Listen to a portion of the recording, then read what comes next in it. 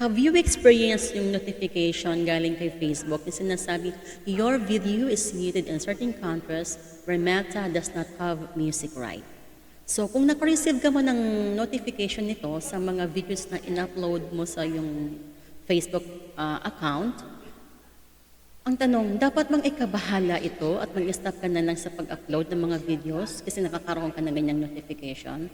Well, on this topic, pag-uusapan natin based on my experience at para din ma-aware kayo ay kung paano nyo ito isusolve. Like for example, ito, sinasabi na your video is muted in certain countries where Meta does not have music right. So, kung itong notification from Facebook, meaning that yung video you posted, naglalaman ng mga music na subject to copyright restrictions. So kahit maglagay ka ng naka-hashtag pa na music is not mine and no copyright infringement intended, baliwala pala yun. Kung ma-detect ng system ni Facebook na may copyright issue pala yung music. Kasi when you include music that is copyrighted in a video on Facebook, yung platform ng Facebook ay may tinatawag na Automated Content Recognition System, na kung saan ito yung nagde-detect ng copyrighted material.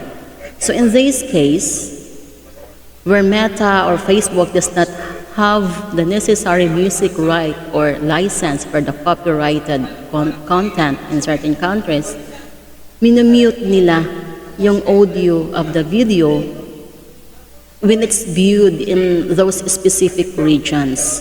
Kasi kung i-mute nila yung audio, prevent nila yung copyrighted music from being played at ina-addressan nila yung copyright infringement issues or copyright infringement issue.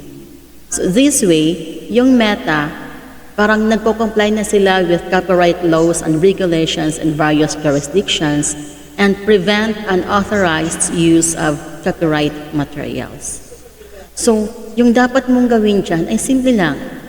Punta ka sa red alerts sa profile mo or else puntahan mo ang profile mo, isa-isahin mong tingnan yung mga in-upload mong videos na may ganyang notification ni Facebook para malinis yung account mo kay Facebook, para iwas violation at iwas sa pag-demonetize or iwas din na maabisuhan ka na not recommendable. So i-erase mo lang lahat yan. Ganun lang kasimple. So yun guys, hindi mo to dapat ikabahala kasi nare-resolvahan naman talaga to. So wag po kayo mag-stop.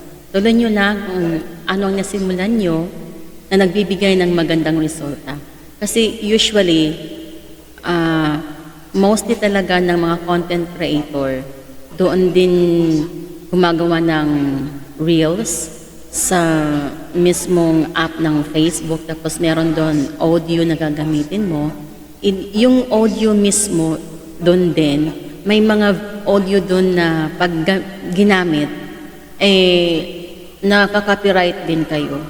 Kasi na-experience ko na din yan, na muted yung isang reel ko na gumawa ako, tapos yung audio doon din, lalo na pag trending yung audio, naku, huwag yung gagamitin yan. Kasi magka-copyright issue po kayo yan. So yan lang naman po yung pag-resolve. I-delete nyo lang ang mga in-upload mo na mga video na may mga ganyang notification from Facebook para malinis po ang iyong account. Okay po, thank you, bye.